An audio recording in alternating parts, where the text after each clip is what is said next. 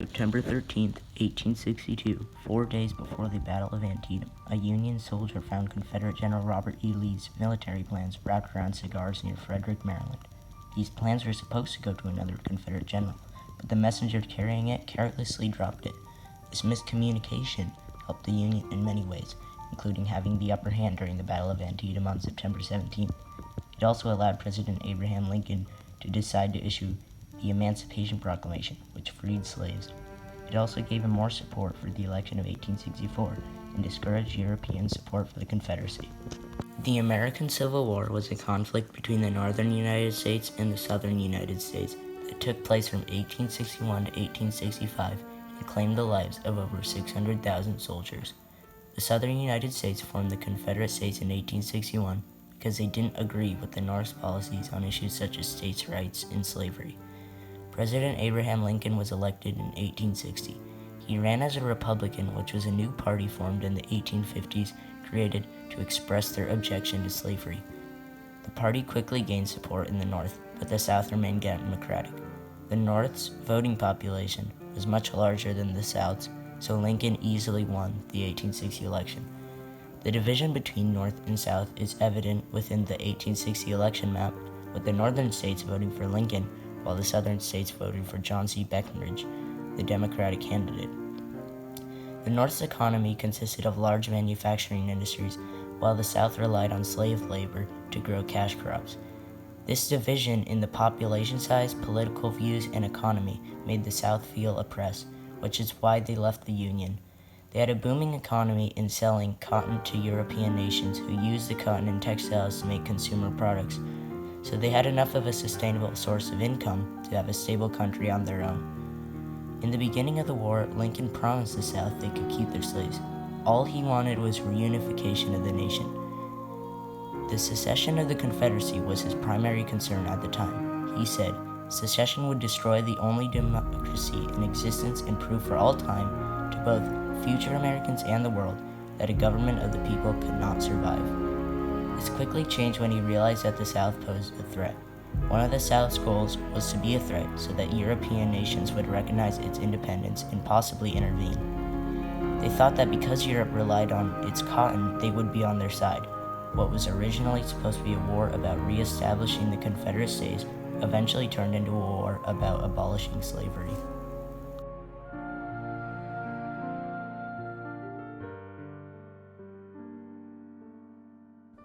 It is late summer of 1862. The Union had suffered a series of losses in the Battle of Chantilly, the Battle of Cedar Mountain, as well as a major defeat during the Second Battle of Bull Run, which about a day prior laid almost a guaranteed win.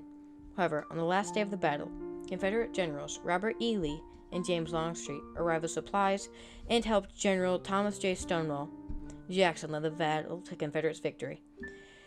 This Confederate victory pushed the Union back northeast towards Maryland, resulting in the Antietam campaign, which many historians agree started less than a week after. The Antietam campaign, or Maryland campaign, was a Confederate campaign led by General Robert E. Lee. This was the first time the Confederates invaded the North. His main objectives were to influence midterm elections, make Europe recognize the Confederacy as an independent state, so they could possibly intervene in the conflict between the North and the South, and add Maryland to the Confederacy, and make Washington, D.C., the capital of the Union, less protected. By invading Maryland, they hoped for support from Lincoln's party. The Republican Party would decline, and that Lincoln would therefore lose in the re-election. Confederates hoped a successful Confederate campaign in Maryland would increase the support for the other major party, the Democrats, who were generally anti-war. This means instead of continuing the conflict, they would most likely resolve the conflict peacefully. Also, he could have easily continued forward towards Washington, D.C. after the Second Battle of Bull Run in Manassas, Virginia. But by moving north to around Hagerstown, Maryland, the Union would be forced to send troops from Washington north, which would make Washington, the Union capital, less protected. It also forced troops to Pennsylvania. But because of the Union thought the Confederates were planning an attack on Philadelphia, none of this the Union knew. Fortunately, though, 2 weeks later, the Union found something that would allow them to know exactly what the Confederates were planning.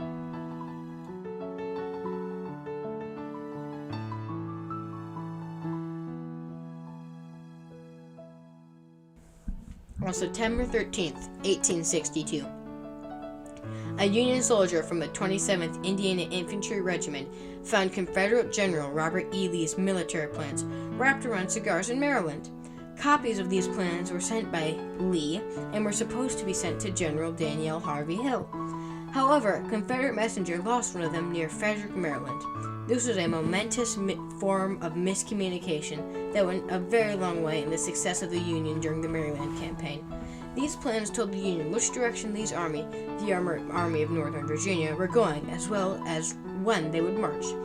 Union General George B. McClellan, who led the army in the Battle of Antietam, sent a telegraph to Washington upon reading the plans to let the people in Washington and Baltimore know that they are not threatened. This was the spark that ignited the Battle of Antietam. On September 17th, 1862, the Confederates marched to Sharpsburg, Maryland. The Union was prepared because of the Confederates' plans they had discovered. This was the most crucial battle of the American Civil War. It was also the bloodiest battle fought on American soil in history. There were over 12,000 Union casualties and over 13,000 Confederate casualties. We can't forget about the soldiers who risked their lives for their country, both Union and Confederate soldiers. The day after the battle are 1,000 times worse than the day of the battle, and physical pain is not the greatest pain suffered. William Child, a surgeon serving for the Union in the Civil War, wrote to his wife shortly after the Battle of Antietam. He goes on to describe the potential symptoms of post-traumatic stress disorder from soldiers who served. Unfortunately, the Union, this grim toll was not futile. It resulted in the stop of their invasion in the North, so people regard it as a Union victory. Lincoln wanted McClellan to pursue Lee after the Confederates fled to Virginia, but McClellan was known to be reluctant on the battlefield. At the end of the day, the Union had finally won a major battle. This was a Union victory Lincoln had been waiting for, to issue his Emancipation Proclamation.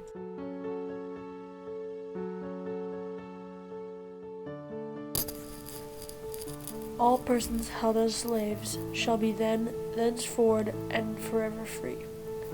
Lincoln had been planning to issue his Emancipation Proclamation for a few months, but he wanted to wait for a major victory so that it wouldn't look like an act of desperation. It would also be difficult to enforce when Confederates were dominating the battlefield.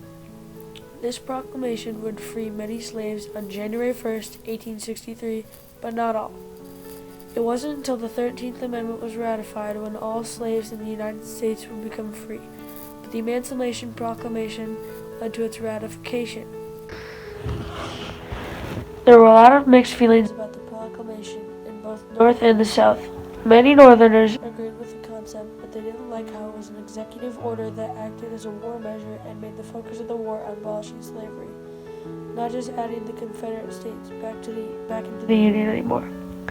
The South obviously didn't agree with both the concept as well as the execution. Jefferson Davis, the leader of the Confederacy, responded negatively to the proclamation, saying several millions of human beings of an inferior race, peaceful and contented laborers in their sphere, and doomed to extermination, while at the same time they are encouraged to a general assassination of their masters by insidious recommendation to abstain from violence unless in necessary self-defense. Whether people supported it or not, the Emancipation Proclamation was put into effect, proving Davis wrong. Large numbers of slaves left plantations and rarely acted in violence. Finally, the victory at Antietam also gave Lincoln the election support he needed to win in the 1864 election so that he could continue the conflict to point where the Confederacy joined the Union once again. For the Union, who knew it was possible for such a big and unlikely discovery that would change the outcome of the war to be found in such a small package? The Battle of Antietam was the biggest turning point in the American Civil War for all these reasons, and the Union's victory may not have happened without the discovery of Lee's lost orders.